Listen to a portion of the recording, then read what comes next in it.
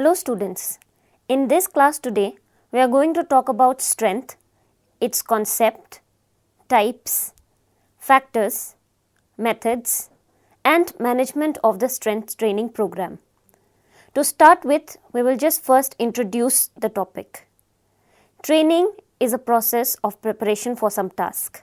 Sports training is a pedagogical process based on scientific principles aiming at preparing sportsmen for higher performances in sports competitions. Sports training is also essential to understand the meaning of the terms conditioning and coaching. Conditioning is a process of gradually preparing the body for strenuous physical activities, thus focusing on the development of physical and motor fitness components that comprises of strength, endurance, speed, flexibility, coordinative abilities, and directly enhancing sports performance.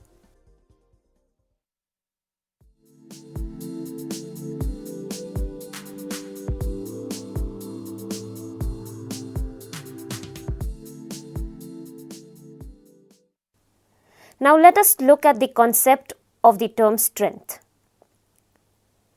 Strength has been considered as the most important conditional ability. It has been the most significant factor to enhance sports techniques and performance. Development of strength also contributes to the indirect development of other conditional abilities, namely speed and endurance.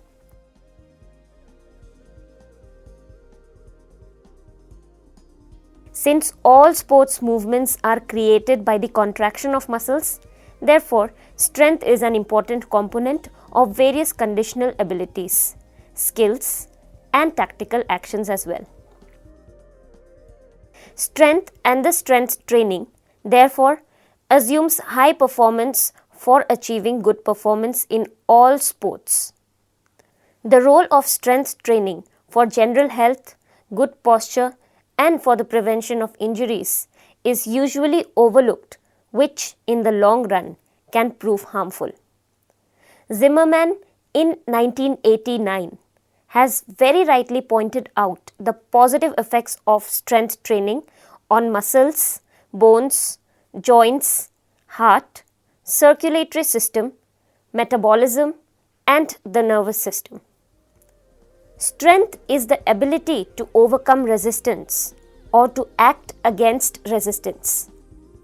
Strength should not be considered a product of only muscular contractions. It is, in fact, a product of voluntary muscle contractions caused by the neuromuscular system,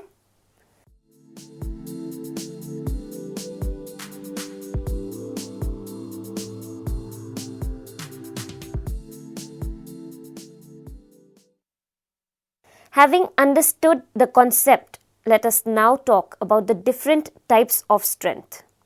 In sports movements, strength always appears in some combination with the duration and speed of movement, that is, in combination with endurance and speed abilities.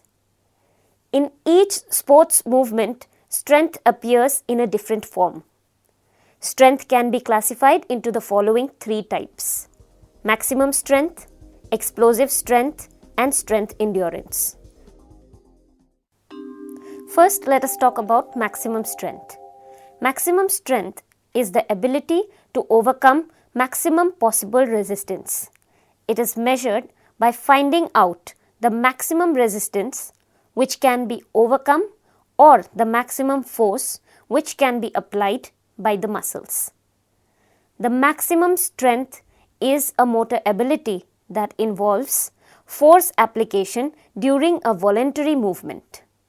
The best examples are weightlifting and throwing events such as shot put, discus and hammer throws in track and field.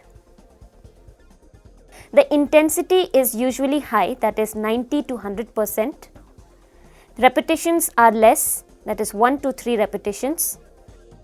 Recovery is given full, which may approximately range to 3 minutes, and the sets are in between 3 to 10 sets. Next, we will be discussing about explosive strength. It is a combination of strength and speed abilities. It can be defined as the ability to overcome the resistance with high speed.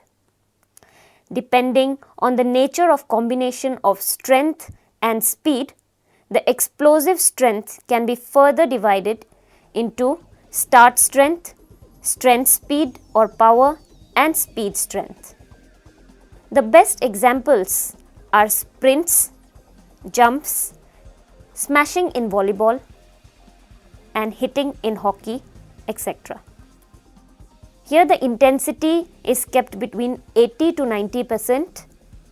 The repetitions are 4 to 8 repetitions in a set. Recovery time ranges in between 90 to 180 seconds, and the sets are 3 to 6 sets. The next form of strength is strength endurance. Like explosive strength, strength endurance is also a product of two motor abilities. It is the ability to overcome the resistance longer time under the conditions of fatigue. Strength endurance can be in the form of static, that is also known as isometric, or dynamic, that is also known as isotonic strength, depending on the fact whether the movement is static or dynamic. Depending on the nature of combination of strength and endurance, the strength endurance can be further classified into proper strength endurance and endurance strength. The best examples are long distance races in track and field, swimming, distance cycling, wrestling, boxing, etc. The intensity is kept low, that is from 40 to 60%. The repetitions are higher, that is more than 12. Recovery time is also from 60 to 90 seconds, and the sets ranges in between 3 to 6.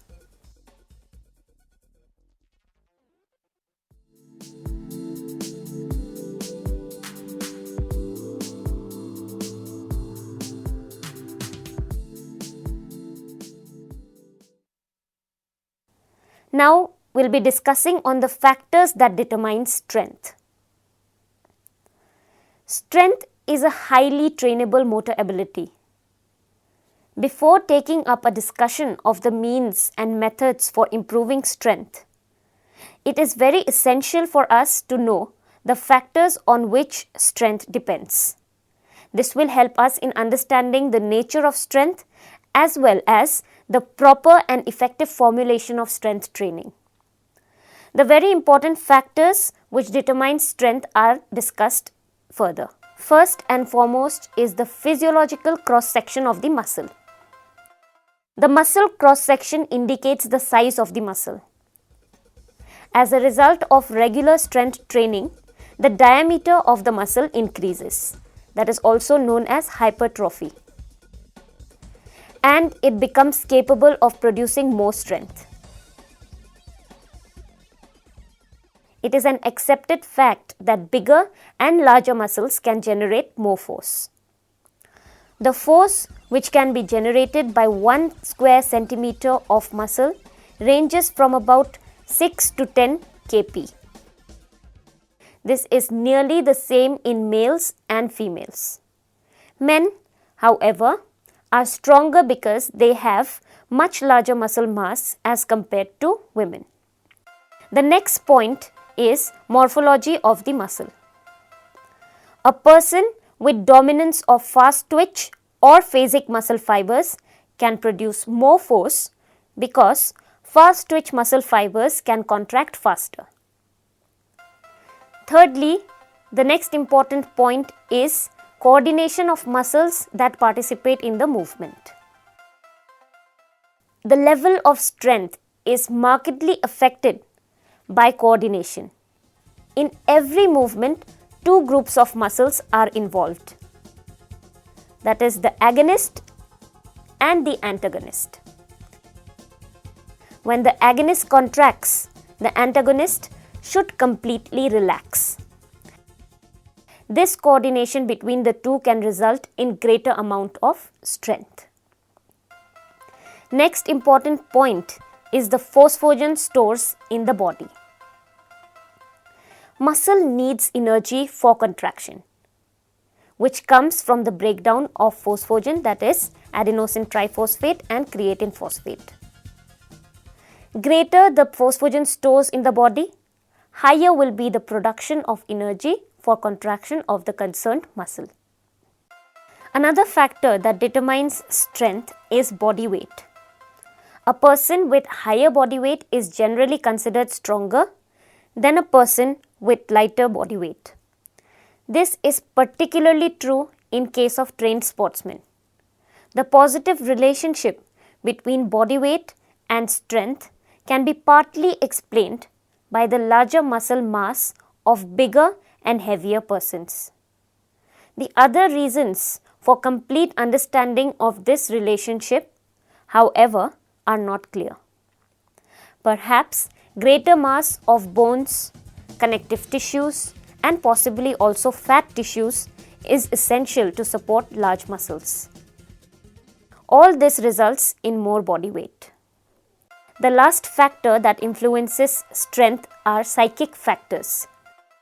Psychological factors, namely motivation, emotion, anger, aggression, etc., have direct bearing on strength performance. It has been proved that psychic factors limit the individual's capacity to fully utilize his strength capacity or potential.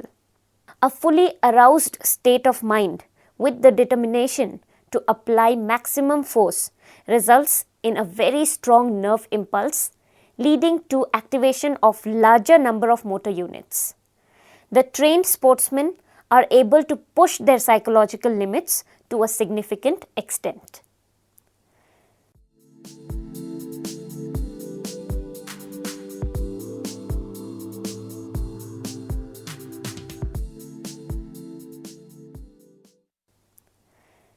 Next, we are going to discuss on the methods of strength training. Weight training and many other forms of resistance exercises using gadgets other than barbells and weight plates are effective for developing different forms of strength. The intensity, density, duration and repetitions or frequency have to be so planned to know the contribution of the exercise to the development of different types of strength. For resistance exercises, movements can be performed against one's own body weight, weight of a partner, and even weight jackets, wrist and ankle collars can be used to increase the resistance. Medicine ball exercises, rubber cable exercises, harness running, and different forms of partner exercises can be performed to improve strength. Utilizing the 4 forms of muscle contractions, namely isotonic contraction, isometric contraction, eccentric contraction, and isokinetic contraction, different methods of strength training are planned. Variations are made in the intensity, repetitions, number of sets and recovery between the sets and series so that different forms of strength can be trained. The popular methods of strength training are discussed further. First is the simple method or system. This method is basically recommended for beginners. A simple schedule of 6 to 8 exercises is developed so as to cover all the major muscles of the body. 3 into 8 repetitions of each exercise are performed. The exercises should be so arranged that each main muscle group is exercised in turn. Example, A leg exercise can be followed by one that is designed to promote strength in either the arms or the trunk. In this method, exercises are not performed in a circuit method. Required number of repetitions and sets of each exercise are completed before proceeding to the next exercise. Variations in intensity, repetitions, sets and recovery can be done to develop different forms of strength. Next is the combination method or system. This method is most suited for the development of strength endurance. This system is not at all recommended for maximum strength development. Combined method differs from simple method in terms of recovery to be provided between various sets. Progressive resistance technique, also in short called PRT, can be effectively implemented in this method. The third method for training strength is the superset method or system. This method is most suited for the development of maximum strength. However, it can also be used for training other forms of strength. Since this approach places stress on high intensity workouts, it is not recommended for beginners. Between the set for developing flexor and extensor muscles, no recovery is provided. Examples of a schedule of 6 strength training exercises can consist of sit-ups, back hyperextension, half squat, leg curls from supine position, arms curls and French press. 3 sets each of 6 to 8 repetitions are performed. Next method is the pyramid method or system. This method is best for developing maximum strength. In this system, any strength training exercise is chosen and in each set, 3 to 5 repetitions are performed with maximum load. As a part of the procedure, near recovery should be ensured. A good warm-up session is an important prerequisite for this method. Next method for developing strength is plyometrics or reactive method. This method is effective for the development of explosive strength. This system involves stretch shortening cycle of the muscle. The following exercises can be done: hopping, bounding, depth jumps.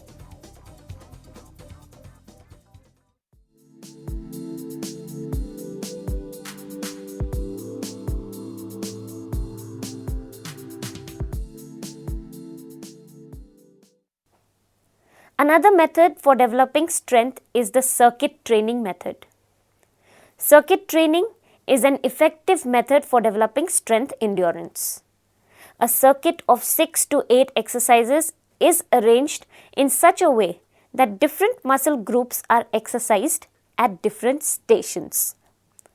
The performer moves from one station to another and undertakes load and recovery in the following 2 ways.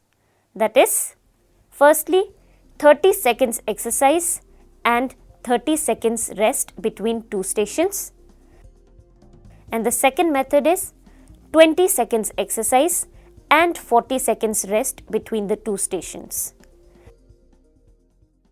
Some of the examples may consist of sand running for distance runners, uphill running and downhill running for sprinters, running against headwind for runners, swimming against the water current, cycling against headwind, playing on loose surfaces, smashing in volleyball with wrist collars, playing football with weight jackets, wrestling against a heavier partner, etc.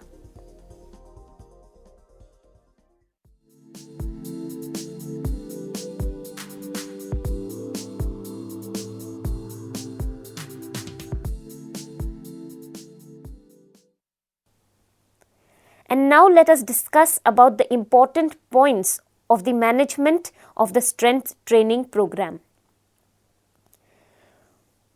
Effective management of strength training deals with actual performance of strength training in a training unit or a training schedule. For proper management, two important points are to be kept in mind. First is the procedure of arrangement of strength training exercises. Second is the procedure of administering strength training load during a training session. Let us discuss the procedure of arrangement of strength training exercises first. Three procedures are adopted. First is the simple training system or station training. Second is the set training system. And the third one is the circuit training system. Now let us discuss about the procedure for administering training load. This procedure involves amount of resistance and the number of repetition of an exercise. The important loading procedures are as follows. First, fixed resistance and fixed repetitions. Secondly, increasing the resistance and fixed repetitions. Thirdly, varying resistance and fixed repetitions. Fourth is reducing resistance and fixed repetitions. Now coming to the contrast method. In this system of strength development, sets are performed in such a way that the high and low resistance are alternate. The resistance is increased in steps over a period of weeks. For example, 60%, then 20%, and then 80% and 35%, and then going to 80% and 40%.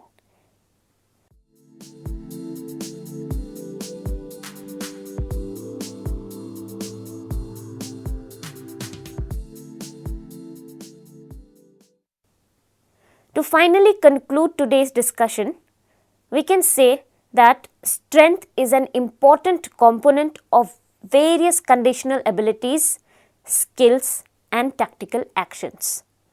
Exercises involving competitive movements and done with additional weights, for example, hurdling with weight jackets on, kicking in a soccer ball with ankle weight collars on, etc. This method is good for improving technique. It is effective for developing speed of movement and endurance. These methods involve stretch shortening. The muscles first stretches against resistance and then contracted maximally. The cycle of the muscle continues. With this, we can conclude the topic. Thank you.